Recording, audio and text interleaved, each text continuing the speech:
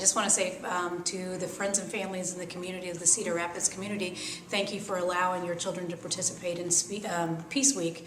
This week has been very eventful, very insightful, and very enlightening for a lot of our kids.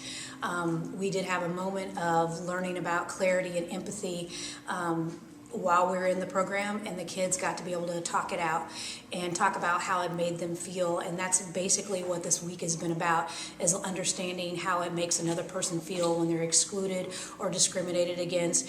And we all have a different story, but the one thing that I loved about this week was the kids learning that we also have a lot of similarities. The puzzle pieces behind me, the kids got to design their own puzzle pieces of what their lives consist of. And like, there are several of us have the same tradition that we have Friday pizza night at our houses.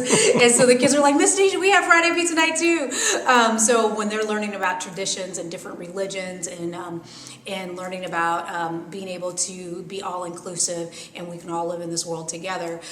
We have two family that is Korean, we have a Muslim family in our program, and then we had also a Jewish family in our program, and they got to share their different beliefs and their different traditions that they experience in the course of that. So it was very insightful for all of us. Issues could be solved by getting to know each other better. And exactly. It sounds like that's what happened this week.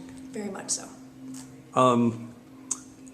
Why do you think it's important to have something like Peace Camp? I mean, you've said some of it already, but I think it's extremely important because children, they're not born with biases. That's kind of indoctrinated by the environment in which they live in or the communities in which they live in. So a lot of times when kids come to me, they don't see color, but they experience it as they go out throughout their childhood. They start experiencing different aspects of what racism could look like or what inclusion could look like. Some kids have always been like, oh, I always include all my friends, but they were taught that at a very young age.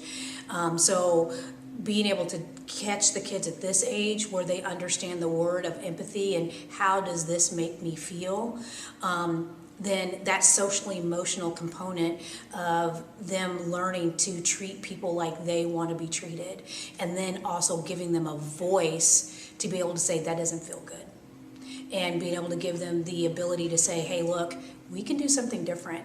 And then a great part of this week was teaching them different tools that they could do to make change, as far as posters on the wall of, hey, our voices matter, or the sit-in, being able to sit in and say, you know what, we're going to be peaceful about it.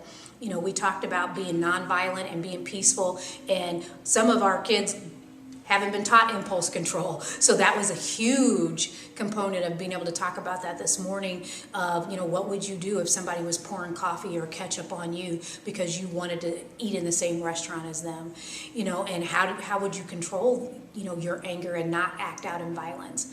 And so, those were great conversation pieces for the kids, to the point where they were even discussing it amongst themselves when they go out to the gym and having conversations, or they'll come back and ask me questions. Miss Tanisha, what would you do? When would you get to the point where you would be really mad to hit someone?